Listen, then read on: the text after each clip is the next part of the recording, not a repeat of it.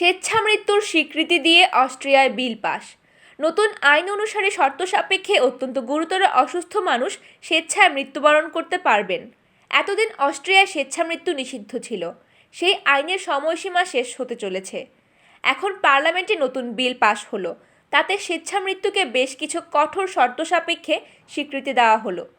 গত জানুয়ারিতে অস্ট্রিয়ার আদালত রায় দিয়েছিলেন আগের আইন মানবাধিকার বিরোধী।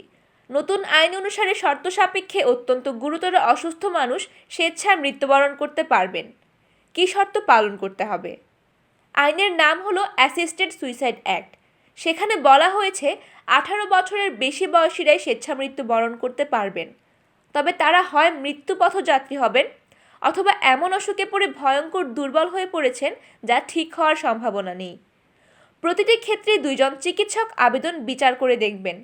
রোগী নিজের ইচ্ছায় স্বেচ্ছামৃত্যুর পথ বেছে নিচ্ছেন কিনা তাও বিচার করে দেখবেন তারা। অন্তত 12 সপ্তাহ দেখা হবে অসুস্থ মানুষ সাময়িক সংকটে কাতর হয়ে এই আবেদন করেছে কিনা।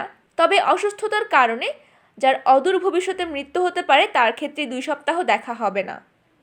যিনি স্বেচ্ছামৃত্যু বরণ করতে চান তাকে আইনজীবীর কাছে বা নোটারির কাছে জানাতে হবে তিনি ওষুধ খেয়ে স্বেচ্ছামৃত্যু চান। এখন কেন এই আইন করতে হলো? অস্ট্রিয়ার সাংবিধানিক আদালত জানিয়ে দেয় স্বেচ্ছামৃত্যু বরণ না করতে দেওয়া মানবাধিকার ভঙ্গের শামিল। তারপরই নতুন আইন জরুরি ছিল। সুইজারল্যান্ড, বেলজিয়াম, নেদারল্যান্ড, স্পেন, লুক্সেমবুর্গে স্বেচ্ছামৃত্যু স্বীকৃত। সুইজারল্যান্ডে বিদেশিরাও গিয়ে স্বেচ্ছামৃত্যু বরণ করতে পারে। জার্মানি ও ফ্রান্সে আদালত স্বেচ্ছামৃত্যুকে আইনসঙ্গত করলেও সরকার কোনো আইন করেনি। পর্তুগালের পার্লামেন্ট বিল পাশ করলেও প্রেসিডেন্ট সেই বিলে সম্মতি দিতে রাজি হননি।